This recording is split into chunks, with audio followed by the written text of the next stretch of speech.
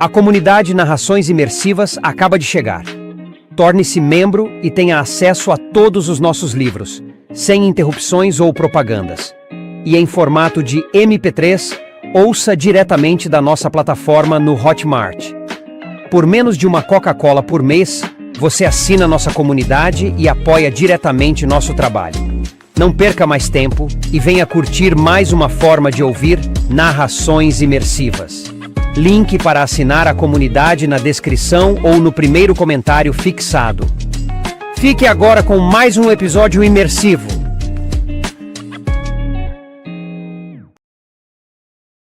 Percy Jackson e os Olimpianos. Escrito por Rick Riordan. Livro 4, A Batalha do Labirinto. Narração, Danilo Oliveira. Capítulo 2. O mundo inferior me liga a cobrar. Nada melhor que um longo percurso de táxi com uma garota zangada para fechar uma manhã perfeita. Tentei conversar com Annabeth, mas ela agia como se eu tivesse acabado de dar um soco em sua avó. Tudo o que consegui arrancar dela foi que tivera uma primavera infestada de monstros em São Francisco, que havia voltado ao acampamento 2 vezes depois do Natal, mas não quis me dizer o motivo. O que me aborreceu, pois ela não tinha nem me dito que estava em Nova York, e que nada soubera sobre o paradeiro de Nico D'Angelo. Uma longa história. Alguma notícia de Luke? Perguntei. Ela sacudiu a cabeça. Eu sabia que esse era um assunto delicado para ela. Annabeth sempre admirara Luke, o ex-conselheiro-chefe do chalé de Hermes, que havia nos traído e se unido ao maléfico senhor Titã Cronos. Ela não admitia, mas eu sabia que ela ainda gostava dele. Quando lutamos contra Luke no Monte Tamalpais, no inverno passado, ele, de alguma forma, sobreviveu a uma queda de um penhasco de mais de 15 metros. Agora, até onde eu sabia, ele ainda estava navegando em seu cruzeiro infestado de demônios, enquanto seu dilacerado Lorde Cronos se refazia, pedaço por pedaço, em um caixão de ouro, esperando o momento em que terá poder suficiente para desafiar os deuses olimpianos. Na língua dos semideuses, chamamos isso de problema. O Monte Tan ainda está repleto de monstros. Não tive coragem de me aproximar, mas não creio que Luke esteja lá. Acho que eu saberia se ele estivesse, disse Annabeth. Isso não fez com que eu me sentisse muito melhor. E quanto a Grover? Está no acampamento. Vamos vê-lo hoje, disse ela. Ele teve alguma sorte? Refiro-me à procura de Pan. Annabeth mexia nas contas de seu colar, como sempre faz quando está preocupada. Você vai ver, disse ela, mas não explicou. Enquanto atravessávamos o Brooklyn, usei o telefone de Annabeth para ligar para minha mãe.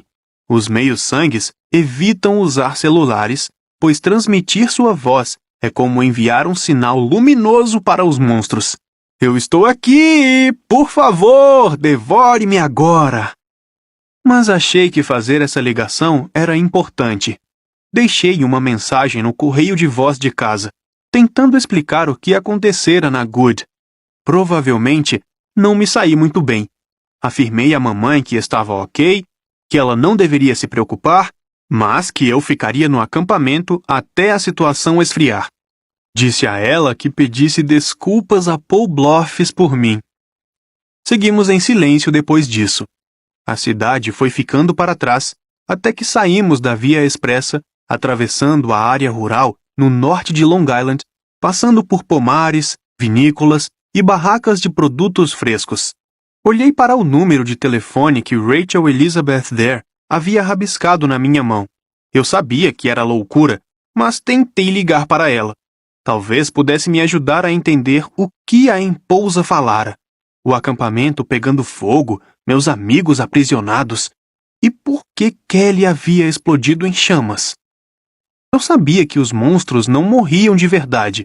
Um dia, talvez dali a semanas, meses ou anos, Kelly se recomporia a partir da imundície primordial que fervilhava no mundo inferior. Mas, ainda assim, em geral, os monstros não se deixavam destruir tão facilmente, se é que ela foi mesmo destruída. O táxi saiu na rota 25A. Seguimos em meio aos bosques, contornando o litoral norte, até que uma serrania baixa surgiu à nossa esquerda.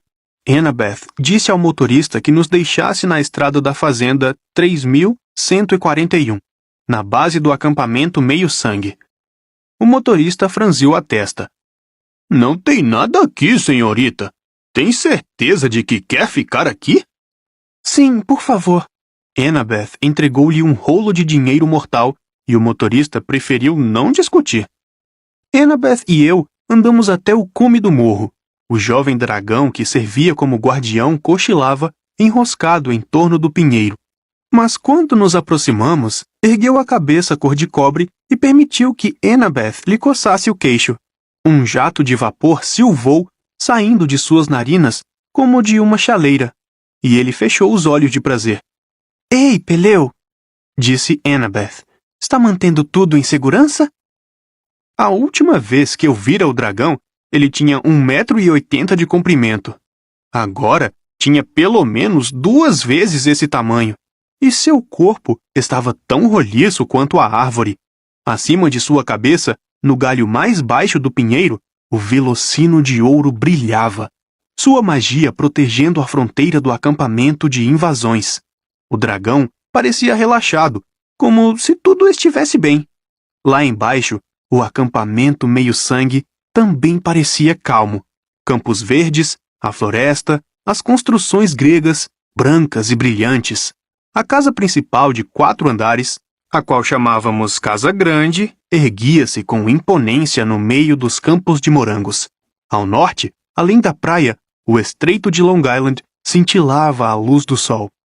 No entanto, algo parecia errado. Havia tensão no ar, como se o próprio morro estivesse prendendo o fôlego, à espera de algum acontecimento ruim. Descemos para o vale e encontramos a sessão de verão em plena atividade. A maioria dos campistas havia chegado na última sexta-feira, portanto, eu já me sentia excluído. Os sátiros tocavam suas flautas nos campos de morangos, fazendo com que as plantas crescessem com a magia silvestre. Os campistas estavam tendo aula de equitação alada, sobrevoando os bosques com seus pégasos. A fumaça se erguia das forjas, e os martelos retiniam enquanto os garotos faziam as próprias armas na aula de artes e artesanato. As equipes de Atenas e Deméter disputavam uma corrida de carruagem na pista, e mais além, no lago de canoagem, alguns garotos e uma trireme grega lutavam contra uma grande serpente do mar de cor laranja. Um típico dia no acampamento. Preciso falar com Clarice, disse Annabeth. Olhei-a como se ela tivesse acabado de dizer que precisava comer uma bota grande e fedorenta. Para quê? Clarice, do chalé de Ares, era uma das pessoas de quem eu menos gostava. Era valentona, mesquinha e ingrata. Seu pai, o deus da guerra, queria me matar. Ela estava sempre tentando fazer picadinho de mim. Exceto por isso, era ótima. Estamos trabalhando em algo. Vejo você mais tarde, disse Annabeth. Trabalhando em quê? Annabeth olhou para a floresta. Vou dizer a Kiron que está aqui. Ele vai querer falar com você antes da audiência, afirmou ela. Que audiência? Mas Annabeth já corria pelo caminho na direção do campo de arco e flecha, sem olhar para trás. Certo, murmurei. Foi ótimo conversar com você também. Enquanto atravessava o acampamento, disse oi a alguns de meus amigos. No caminho que levava à Casa Grande, Connor e Travis Stowe, do chalé de Hermes, estavam fazendo uma ligação direta no utilitário do acampamento. Silena Beauregard, conselheira-chefe do chalé de Afrodite, acenou para mim de seu Pégaso ao passar voando. Procurei Grover, mas não o vi. Finalmente, entrei na arena de esgrima. aonde costumo ir quando estou de mau humor. Praticar com a espada sempre me acalma. Talvez porque a esgrima, sim, seja algo que eu posso entender. Entrei no anfiteatro e meu coração quase parou. No meio da arena, de costas para mim, estava o maior cão infernal que eu já vira. E olhe que já vi alguns cães infernais bem grandes. Um, do tamanho de um rinoceronte, tentou me matar quando eu tinha 12 anos. Mas esse era maior que um tanque de guerra. Eu não tinha a menor ideia de como ele conseguira atravessar os limites mágicos do acampamento. Parecia em casa, deitado, rosnando contente enquanto mastigava a cabeça de um boneco de combate. O monstro ainda não me vira, mas eu sabia que, se emitisse um som, ele perceberia minha presença. Não havia tempo para buscar ajuda. Puxei contra a corrente e a destampei. Ah! Ataquei. Desci a lâmina, procurando atingir o enorme traseiro do monstro, quando, do nada, outra espada aparou meu golpe. Clang! O cão infernal levantou as orelhas. Au! Saltei para trás e instintivamente ataquei o espadachim. Um homem grisalho numa armadura grega. Ele se desviou do meu ataque sem qualquer problema. Eia! Trégua! Disse ele. Au! O latido do cão sacudiu a arena. Isso é um cão infernal! Gritei. Ela é inofensiva. É a senhora O'Leary, disse o homem. Eu pisquei. Senhora O'Leary? Ao som de seu nome, o cão infernal tornou a latir. Percebi que ela não estava zangada. Estava animada.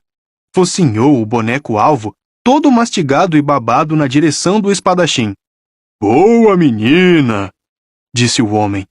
Com a mão livre, ele agarrou o manequim de armadura pelo pescoço e o lançou na direção das arquibancadas. Pegue o grego! Pegue o grego! A senhora O'Leary partiu atrás de sua presa e saltou sobre o boneco, achatando-lhe a armadura. Então, começou a mastigar seu capacete. O espadachim sorriu secamente. Tinha uns 50 e poucos anos, calculei, com cabelos grisalhos curtos e barba também grisalha aparada. Estava em boa forma para um homem mais velho. Usava calça de alpinismo preta e um peitoral de bronze sobre a camiseta laranja do acampamento. Em seu pescoço, via-se uma estranha marca, uma mancha arroxeada, como um sinal de nascença ou uma tatuagem. Mas antes que eu pudesse entender o que era, ele ajeitou as tiras da armadura e a marca desapareceu sob a gola. A senhora O'Leary é meu bichinho de estimação, explicou. Eu não podia deixar que você enfiasse uma espada em seu traseiro, podia? Isso poderia tê-la assustado. Quem é você? Promete não me matar se eu guardar a espada? Acho que sim. O homem embainhou a espada e estendeu a mão. Quintus. Apertei-lhe a mão. Era áspera como uma lixa. Percy Jackson, eu disse. Desculpe por... Como é que você...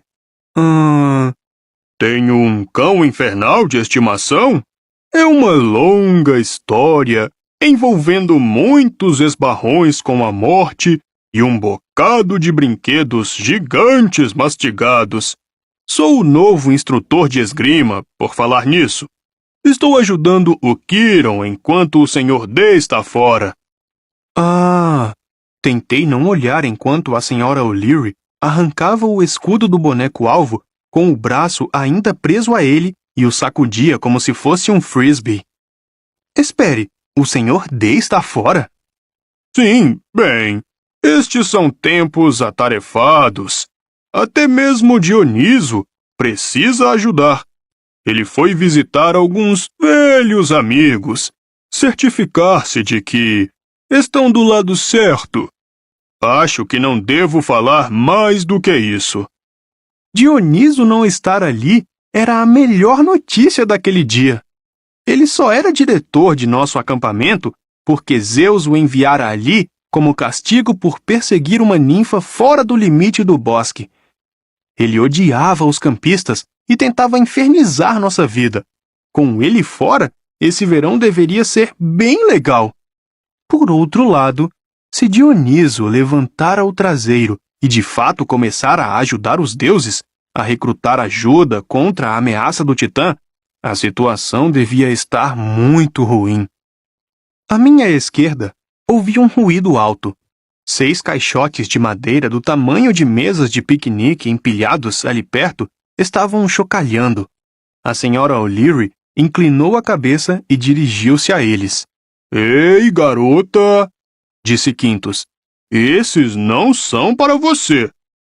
Ele a distraiu com o escudo de bronze usado como frisbee.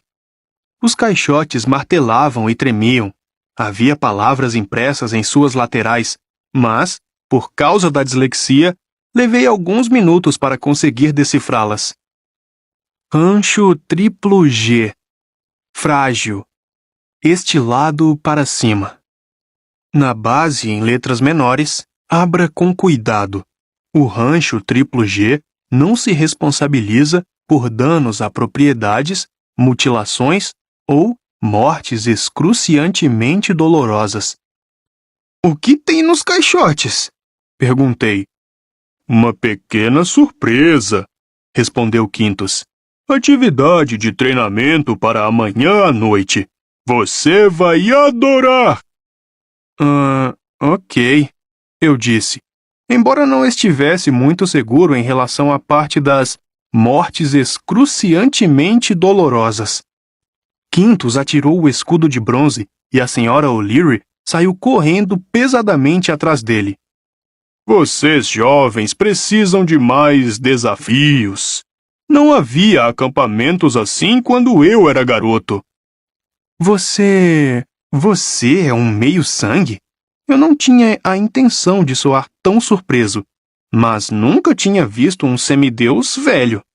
Quintus deu uma breve risada. Alguns de nós sobrevivem. Sim, até a idade adulta. Você sabe, nem todos somos objetos de terríveis profecias.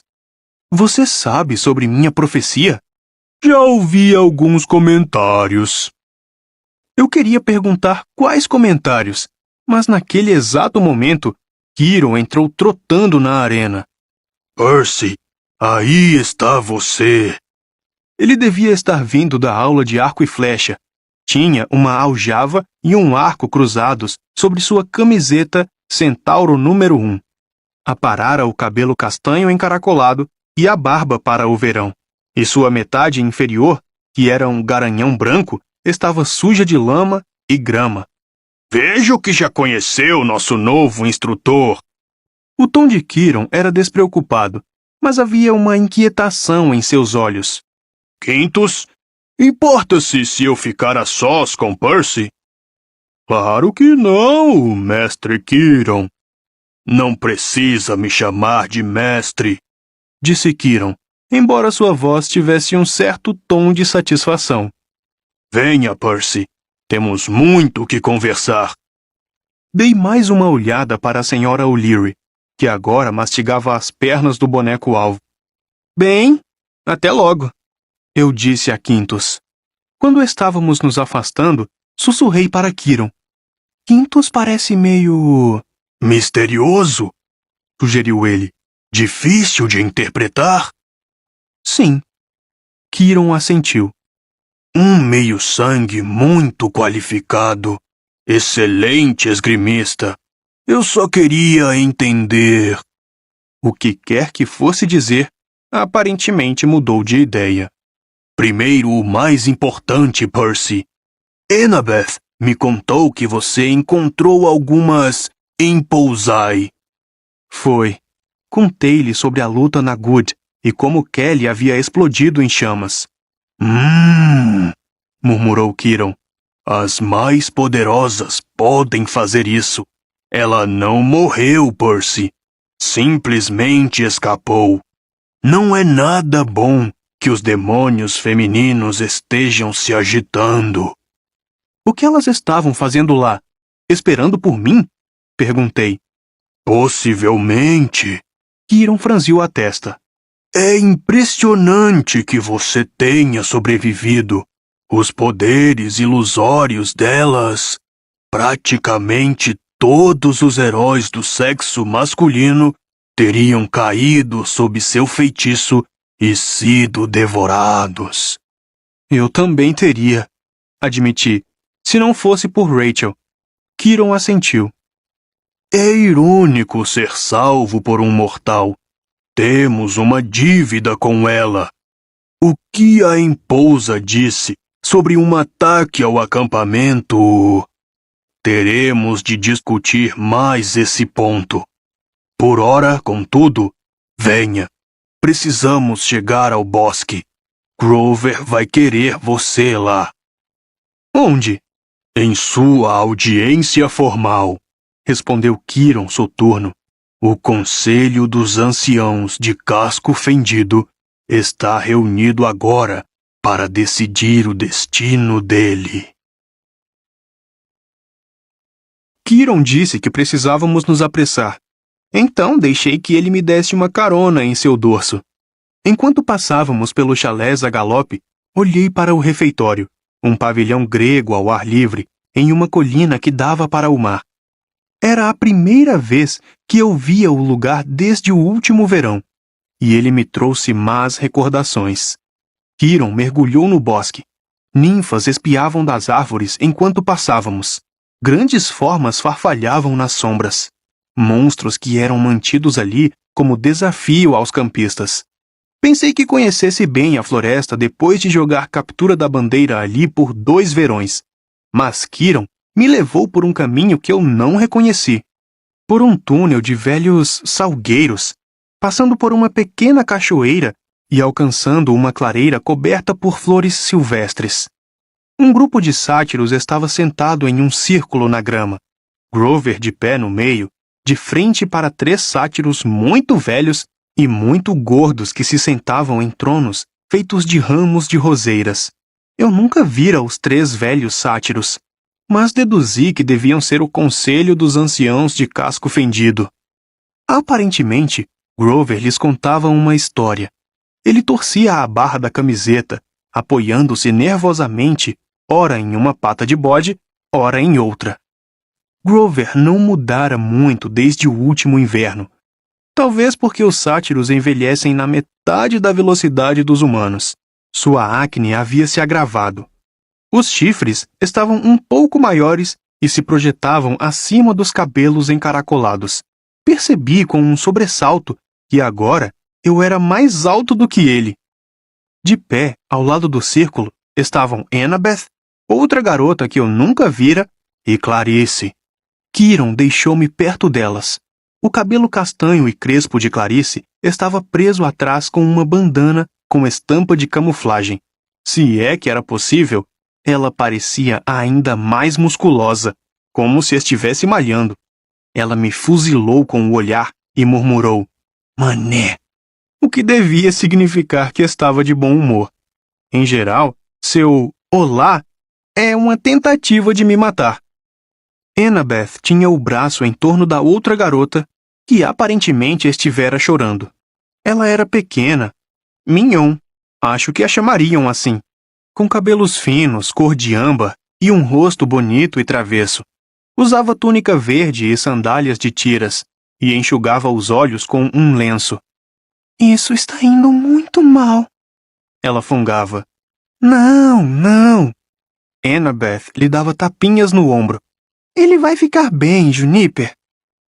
Annabeth olhou para mim e movimentou os lábios formando as palavras "a namorada de Grover." Pelo menos foi o que pensei que ela disse, mas isso não fazia sentido algum. Grover com uma namorada? Então olhei para Juniper mais atentamente e percebi que as orelhas dela eram ligeiramente pontudas. Os olhos, em vez de estarem vermelhos de chorar, estavam tingidos de verde, a cor da clorofila. Ela era uma ninfa das árvores, uma dríade. "Senhor Underwood!" O membro do conselho à direita gritou, interrompendo o que quer que Grover estivesse tentando dizer. Espera mesmo que acreditemos nisso? Mas, Sileno, Gaguejou Grover. é a verdade. O sujeito do conselho, Sileno, voltou-se para os colegas e murmurou alguma frase. Kiron avançou rapidamente e se postou perto deles. Recordava que ele era um membro honorário do conselho, mas eu nunca pensara muito no assunto. Os anciãos não pareciam muito impressionantes. Lembravam-me os bodes em um mini-zoo, barrigas enormes, expressão sonolenta e olhos vidrados que não conseguiam ver além do próximo punhado de comida para bode. Eu não sabia por que Grover parecia tão nervoso. Sileno puxou a camisa polo amarela sobre a barriga e ajeitou-se no trono de roseira. Senhor Underwood, há 6 meses, estamos considerando essas alegações escandalosas de que o senhor ouviu o selvagem deus Pan falar. Mas eu ouvi. Descaramento! Exclamou o ancião à esquerda. Ei, Maron, paciência, Disse Kiron. paciência, está bem, Replicou Maron. já estou até os chifres com essa tolice, como se o deus selvagem fosse falar com ele. Juniper tinha a expressão de quem queria atacar o velho sátiro e surrá-lo, mas Annabeth e Clarice a asseguraram. Luta errada, garotinha, Murmurou Clarice. espere. Não sei o que me surpreendeu mais. Clarice conter alguém em uma briga, ou o fato de que ela e Annabeth, que se desprezavam, quase parecerem estar trabalhando juntas. Durante 6 meses, Continuou Sileno. fomos condescendentes com você, senhor Underwood. Nós o deixamos viajar. Permitimos que conservasse sua licença de buscador. Esperávamos que apresentasse provas de suas alegações ridículas. E o que você encontrou em 6 meses de viagem? Eu só preciso de mais tempo. Pediu Grover. Nada! Fez coro o ancião do meio. Você nada encontrou. Mas, Leneu... Sileno ergueu a mão. Kiron inclinou-se e disse algo aos sátiros, os quais não pareciam satisfeitos. Eles murmuravam e discutiam entre si, mas Kiron disse algo mais e Sileno suspirou. Então assentiu, relutante. Senhor Underwood, vamos lhe dar mais uma chance. Anunciou Sileno. Grover iluminou-se. Obrigado. Mais uma semana. O quê? Mas, senhor, isso é impossível. Uma semana a mais, senhor Underwood. E então, se não puder provar suas alegações, será a hora de seguir outra carreira. Algo que combine com seus talentos dramáticos. Teatro de marionetes, talvez. Ou sapateado. Mas, senhor, eu não posso perder minha licença de buscador. Minha vida inteira... Esta reunião do conselho está suspensa. Anunciou Sileno. E agora vamos desfrutar nosso almoço. O velho sátiro bateu as mãos, e um bando de ninfas surgiu das árvores com bandejas de vegetais, frutas, latas e outras iguarias de bode. O círculo de sátiros desfez-se e eles se foram, atrás da comida. Grover veio caminhando, desalentado em nossa direção. Sua camiseta desbotada exibia a foto de um sátiro e dizia: "Bom de cascos?" Oi, Percy, disse ele, tão deprimido que nem ofereceu a mão para eu apertar. Correu tudo bem, hã? Aqueles bodes velhos, exclamou Juniper. Ah, Grover, eles não sabem o quanto você se esforçou. Tem outra opção, disse Clarice sombria. Não, não. Juniper sacudia a cabeça. Grover, não vou deixar. O rosto dele estava pálido. Eu vou ter de pensar no assunto, mas nem sabemos onde procurar. Do que vocês estão falando? Perguntei. À distância, uma trombeta de concha soou. Annabeth franziu os lábios. Eu explico tudo mais tarde, Percy. É melhor voltarmos para nossos chalés. Está na hora da inspeção. Não parecia justo que meu chalé fosse inspecionado logo após eu chegar ao acampamento, mas era assim que funcionava. Toda tarde, um dos conselheiros seniores fazia a ronda com um rolo de pergaminho que listava itens a ser verificados. O melhor chalé ganhava a primeira hora no chuveiro, o que significava água quente garantida. O pior ganhava o trabalho na cozinha após o jantar. O problema era que, em geral, eu era o único no chalé de Poseidon, e não sou exatamente o que se chamaria de caprichoso. As arpias da limpeza vinham apenas no último dia do verão. Portanto, meu chalé estava provavelmente do jeito que eu o havia deixado no intervalo do inverno, papéis de bala e sacos de batata frita ainda no beliche. As peças da armadura para a captura da bandeira espalhadas por todo o lugar. Corri na direção da área comum, onde os 12 chalés, um para cada deus olimpiano, formavam um U em torno de um gramado central. Os filhos de Deméter varriam o seu e faziam flores novas crescer nas jardineiras da janela. Com um simples estalo dos dedos, eles podiam fazer trepadeiras de madressilva florescerem no alto da porta e margaridas cobrirem o telhado, o que era totalmente injusto. Acredito que jamais tenham ficado com o último lugar na inspeção. Os garotos do chalé de Hermes corriam para todos os lados em pânico, escondendo roupas sujas debaixo das camas e acusando uns aos outros de pegarem coisas. Eram desleixados, mas ainda levavam vantagem sobre mim, por terem saído na frente. Silena Beauregard estava saindo do chalé de Afrodite, verificando itens no pergaminho de inspeção. Xinguei baixinho. Silena era legal, mas era absolutamente maníaca por arrumação. A pior das inspetoras. Gostava de tudo bonito. Eu não fazia nada bonito. Quase podia sentir meus braços ficando pesados com toda a louça que teria de esfregar à noite. O chalé de Poseidon ficava no fim da fileira dos chalés de deuses do sexo masculino, no lado direito do gramado. Era feito de pedra cinzenta do mar, incrustada de conchas, achatado e afundado como um bunker, mas tinha janelas que davam para o oceano e por onde sempre soprava uma brisa gostosa. Entrei correndo, imaginando se não poderia fazer uma limpeza rápida do tipo tudo embaixo da cama, como os garotos do chalé de Hermes, e encontrei meu meio-irmão Tyson varrendo o chão. Percy! Gritou ele. Largou a vassoura e correu para mim.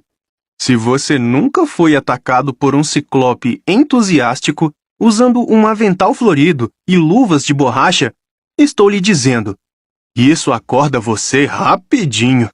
Ei, grandão! Exclamei. Ai, cuidado com minhas costelas! Consegui sobreviver a seu abraço de urso. Ele me colocou no chão, sorrindo feito louco, seu único olho castanho cor de bezerro cheio de animação. Seus dentes estavam amarelos e tortos, como sempre, e seu cabelo era um ninho de ratos.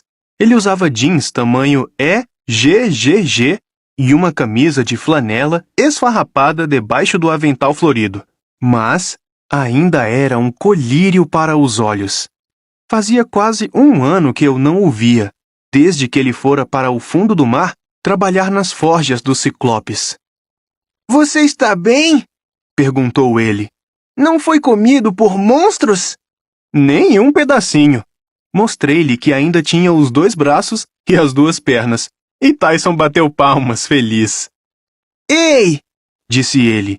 Agora podemos comer sanduíches de manteiga de amendoim e cavalgar peixes pôneis. Podemos lutar contra monstros, ver Annabeth e fazer assim com as coisas. Bum! Eu esperava que ele não pretendesse fazer tudo ao mesmo tempo, mas lhe disse que, claro, nos divertiríamos bastante naquele verão. Não pude deixar de sorrir de tão animado que ele estava. Mas, primeiro, Eu disse. Temos de nos preocupar com a inspeção. Precisamos... Então olhei ao redor e percebi que Tyson estivera ocupado. O chão estava varrido, as camas no beliche estavam feitas, a fonte de água salgada no canto fora escovada recentemente, de modo que o coral brilhava. No peitoril das janelas, Tyson havia arrumado vasos com água e anêmonas do mar, e estranhas plantas brilhantes do fundo do oceano, mais bonitas que qualquer buquê de flores que os filhos de Deméter pudessem criar. Tyson, o chalé está... impressionante! Ele se alegrou. Está vendo os peixes pôneis? Eu os coloquei no teto! Um bando de miniaturas de cavalos marinhos de bronze pendiam de arames presos no teto, fazendo parecer que estavam nadando no ar. Eu não podia acreditar que Tyson, com suas mãos imensas, pudesse fazer coisas tão delicadas. Então olhei para minha cama e vi meu velho escudo pendurado na parede. Você o consertou! O escudo ficara seriamente danificado em um ataque de manticore no inverno anterior, mas agora estava perfeito de novo, sem um arranhão. Todas as imagens de minhas aventuras com Tyson e Annabeth no Mar de Monstros, esculpidas no bronze, estavam polidas e reluzentes. Olhei para Tyson. Não sabia como lhe agradecer. Então, alguém atrás de mim disse: Ah, poxa! Silena Beauregard estava de pé na porta com o pergaminho da inspeção. Ela entrou no chalé, deu um rápido giro e ergueu as sobrancelhas em minha direção. Bem, eu tinha minhas dúvidas, mas você arruma direitinho, Percy. Vou me lembrar disso. Então piscou para mim e saiu. Tyson e eu passamos a tarde pondo os assuntos em dia e perambulando, o que era bom depois de uma manhã sendo atacado por demônios líderes de torcida. Seguimos para a forja e ajudamos Beckendorf, do chalé de Hefesto, com seu trabalho em metal. Tyson nos mostrou como aprender a fazer armas mágicas. Modelou um machado de guerra de lâmina dupla com tanta rapidez que até Beckendorf ficou impressionado. Enquanto trabalhava, Tyson nos contou sobre seu ano no fundo do mar. Seu olho se iluminou quando ele descreveu as forjas dos Ciclopes e o palácio de Poseidon. Mas ele também nos contou como todos estavam tensos. Os antigos deuses do mar, que haviam governado durante a Era dos Titãs, estavam começando a declarar guerra contra nosso pai. Quando Tyson partiu, havia batalhas explodindo por todo o Atlântico. Ouvir isso me deixou ansioso, como se eu devesse estar ajudando. Mas Tyson me garantiu que papai queria que nós dois ficássemos no acampamento. Tem muita gente má acima do mar também, disse Tyson. Podemos fazer com que elas façam boom. Depois das forjas, passamos algum tempo no lago de canoagem com Annabeth. Ela ficou feliz de verdade em ver Tyson, mas pude perceber que estava distraída. Ficava olhando para a floresta, como se estivesse pensando no problema de Grover com o conselho. Eu não a culpava. Grover não estava em nenhum lugar à vista, e eu me sentia mal por ele. Achar o Deus Pan perdido era o objetivo de sua vida. Seu pai e seu tio haviam ambos desaparecido perseguindo o mesmo sonho. No inverno anterior, Grover tinha ouvido uma voz em sua cabeça. Eu o espero. Uma voz que ele tinha certeza ser de Pan. Mas, aparentemente, sua procura não havia levado a lugar algum. Se o conselho tirasse sua licença de buscador agora, isso acabaria com ele. O que é essa outra opção? Perguntei a Annabeth. A que Clarice se referiu? Ela pegou uma pedra e a lançou do outro lado do lago. Algo que Clarice descobriu em sua expedição. Eu a ajudei um pouco nessa primavera, mas seria perigoso, principalmente para Grover. O garoto bode me assusta, murmurou Tyson. Eu olhei para ele. Tyson havia intimidado touros que cuspiam fogo, monstros marinhos e gigantes canibais. Por que você teria medo de Grover? Cascos e chifres, Murmurou Tyson nervoso. e pelo de bode faz meu nariz coçar. E isso, por assim dizer, pôs fim à nossa conversa sobre Grover. Antes do jantar, Tyson e eu fomos até a arena de esgrima. Quintus ficou feliz em ter companhia. Ele ainda não queria me dizer o que havia nos caixotes de madeira, mas me ensinou alguns movimentos com a espada. O cara era bom. Lutava da forma como algumas pessoas jogam xadrez, como se estivesse criando todos os movimentos e você não conseguisse perceber o padrão até ele dar o último golpe e ganhar, com a espada em sua garganta. Boa tentativa, Disse-me. mas sua guarda está muito baixa. Ele investiu e me desviei. Você sempre foi esgrimista? Perguntei. Ele aparou minha cutilada aérea. Já fui muitas coisas. Ele atacou e eu dei um passo para o lado. Sua ombreira escorregou e eu vi a marca em seu pescoço. A mancha roxa. Não era uma marca qualquer. Tinha uma forma definida. Uma ave com asas fechadas, como uma codorna ou outra parecida. O que é isso em seu pescoço? Perguntei. O que provavelmente era uma descortesia, mas posso culpar minha TDAH. Tenho tendência a simplesmente falar o que me vem à cabeça. Quintus perdeu o ritmo. Acertei o punho de sua espada e arranquei a lâmina de sua mão. Ele esfregou os dedos.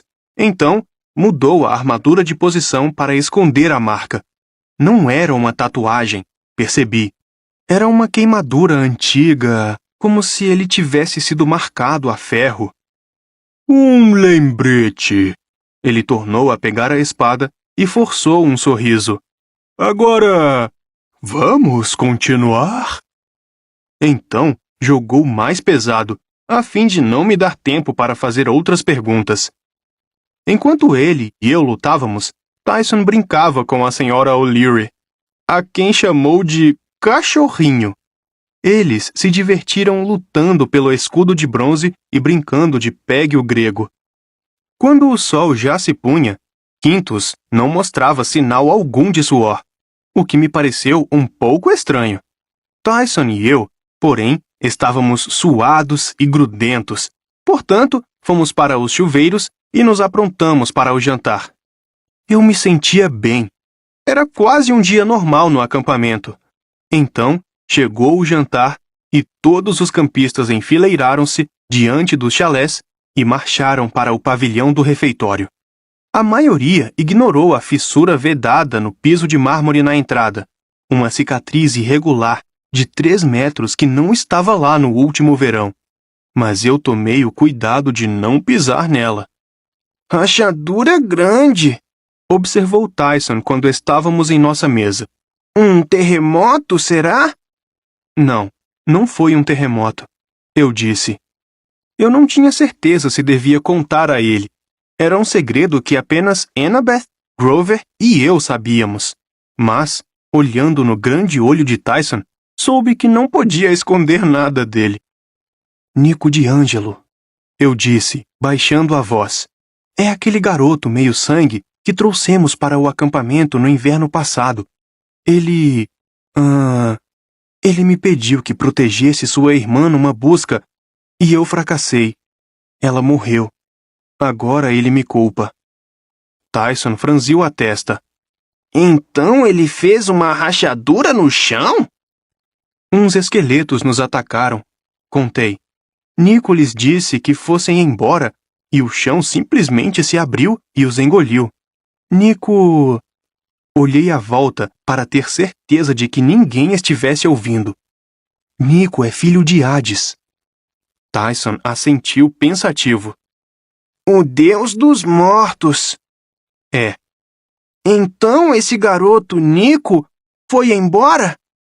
Eu acho. Tentei procurá-lo nesta primavera.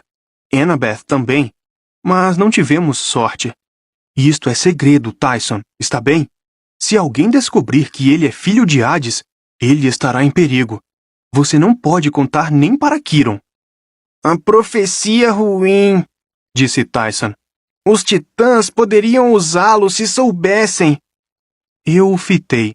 Às vezes era fácil esquecer que, apesar de ser grande e infantil, Tyson era muito inteligente. Ele sabia que o próximo filho dos três grandes deuses, Zeus, Poseidon ou Hades, a completar 16 anos, estava predestinado a salvar ou a destruir o Monte Olimpo. A maioria das pessoas tinha certeza de que a profecia referia-se a mim. Mas, se eu morresse antes de completar 16 anos, ela poderia igualmente aplicar-se a Nico. Exatamente, eu disse. Portanto, boca fechada, como a rachadura no chão, prometeu Tyson. Tive dificuldade para adormecer naquela noite. Fiquei deitado na cama, ouvindo as ondas na praia e as corujas e os monstros nos bosques. Temia que, se caísse no sono, teria pesadelos. Entenda, para meio-sangues, os sonhos raramente são apenas sonhos. Nós recebemos mensagens, vislumbramos fatos que estão acontecendo a nossos amigos ou inimigos. Às vezes, temos lampejos do passado ou do futuro. E, no acampamento, meus sonhos eram sempre mais frequentes e vívidos. Assim, ainda estava acordado por volta da meia-noite, fitando o colchão da cama de cima do beliche, quando percebi que havia uma luz estranha no quarto. A fonte de água salgada estava brilhando. Atirei as cobertas para o lado e andei cautelosamente na direção da luz. Um vapor saía da água salgada e quente. As cores do arco-íris bruxuleavam através dele, embora não houvesse luz alguma no quarto, exceto pela lua lá fora. Então, uma agradável voz feminina falou em meio ao vapor. Por favor, deposite 1 dracma. Olhei para Tyson, mas ele ainda estava roncando. O sono dele é tão pesado quanto o de um elefante sob efeito de sedativos. Eu não sabia o que pensar. Nunca antes receberam uma mensagem de íris a cobrar. 1 dracma dourado brilhava no fundo da fonte. Eu o peguei e o atirei em meio à névoa. A moeda desapareceu. Ah, Íris, deusa do arco-íris, sussurrei. Mostre-me... o que quer que você precise me mostrar. A névoa tremulou. Eu vi a margem escura de um rio, fiapos de névoa carregados acima das águas negras. A praia era pontilhada de rochas vulcânicas pontudas. Um garoto estava agachado à margem do rio, cuidando de uma fogueira. As chamas queimavam com uma cor azul artificial. Então, eu vi seu rosto. Era Nico de Ângelo. Ele estava jogando pedaços de papel no fogo, figurinhas de mitomagia, parte do jogo pelo qual ele estava obcecado no último inverno. Nico tinha apenas 10 anos, ou talvez 11 agora, mas parecia mais velho. Seu cabelo crescera, estava desgrenhado e quase lhe chegava aos ombros. Os olhos eram escuros. A pele cor de oliva estava mais pálida. Ele usava jeans preto rasgado e casaco estilo aviador surrado, vários tamanhos acima do dele, com o zíper aberto, sobre uma camisa preta.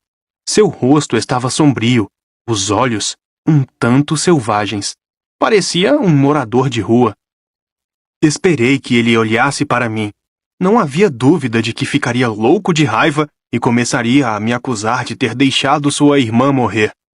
Mas ele não pareceu me notar. Permaneci quieto, sem ousar sequer me mover. Se não tinha sido ele quem enviara essa mensagem de íris, quem teria? Nico atirou outra figurinha nas chamas azuis.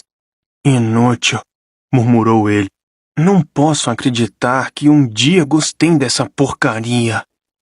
Um jogo infantil, amo, concordou outra voz. Parecia vir de perto do fogo, mas eu não conseguia ver quem estava falando. Nico olhou para o outro lado do rio. A margem mais distante era uma praia negra coberta pela neblina. Reconheci o lugar. O mundo inferior. Nico estava acampando na beira do rio Estige. Eu fracassei, resmungou ele. Não existe qualquer meio de trazê-la de volta. A outra voz manteve silêncio. Nico voltou-se para seu interlocutor, inseguro. Existe? Fale. Algo tremeluziu. Pensei que fosse apenas a luz do fogo, mas então percebi que tinha a forma de um homem, um fiapo de fumaça azul, uma sombra. Se você o olhasse de frente, ele não estava lá, mas se olhasse com o canto do olho, podia distinguir a forma, um fantasma. Isso nunca foi feito. Mas pode haver um meio, disse o fantasma. Diga, ordenou Nico. Seus olhos brilhavam com uma luz feroz. Uma troca. Uma alma por outra alma. Já ofereci. Não a sua. Você não pode oferecer a seu pai uma alma que ele vai acabar colhendo de qualquer forma. Tampouco ele estará ansioso pela morte do filho. Eu me refiro a uma alma que já deveria ter morrido. Alguém que enganou a morte, disse o fantasma. O rosto de Nico entristeceu-se. Não, isso de novo não. Você está falando de assassinato. Estou falando de justiça, vingança, falou o fantasma. Não são a mesma coisa. O fantasma riu secamente. Você vai pensar diferente à medida que for crescendo. Nico fitou as chamas. Por que não consigo nem ao menos evocá-la? Quero falar com ela. Ela iria me ajudar. Eu vou ajudá-lo, prometeu o fantasma. Já não o salvei tantas vezes. Não o conduzi pelo labirinto e o ensinei a usar seus poderes. Você quer vingança pela sua irmã ou não? Não gostei do tom de voz do fantasma. Fazia-me lembrar de um garoto em minha antiga escola, um valentão que costumava convencer os outros garotos a fazer coisas estúpidas, como roubar o equipamento do laboratório e vandalizar os carros dos professores.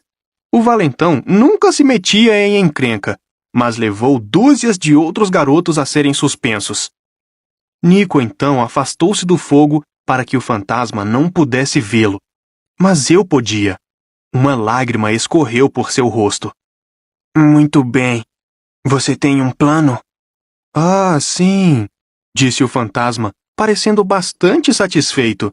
Temos muitos caminhos de trevas para seguir. Devemos começar... A imagem tremeluziu. Nico desapareceu. A voz da mulher, em meio à névoa, disse: Por favor, deposite um dracma para mais 5 minutos. Não havia outras moedas na fonte. Procurei nos bolsos, mas estava de pijama. Corri para a mesinha de cabeceira em busca de trocados, mas a mensagem de Iris já havia se apagado, e o quarto tornou a escurecer. A conexão havia sido interrompida. Fiquei parado no meio do chalé, ouvindo o gorgolejo da fonte de água salgada e das ondas do oceano lá fora. Nico estava vivo. Estava tentando trazer a irmã de volta do mundo dos mortos.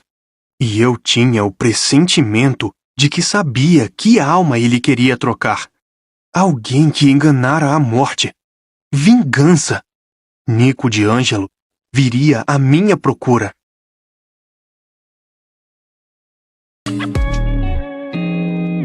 O canal Narrações Imersivas agradece por ter ouvido mais um episódio conosco. Acompanhe nossa página no Instagram e fique por dentro de todas as novidades do canal. E se você vê valor nesse projeto, considere apoiá-lo. Faça parte da nossa comunidade no Hotmart. Até a próxima com mais uma narração imersiva.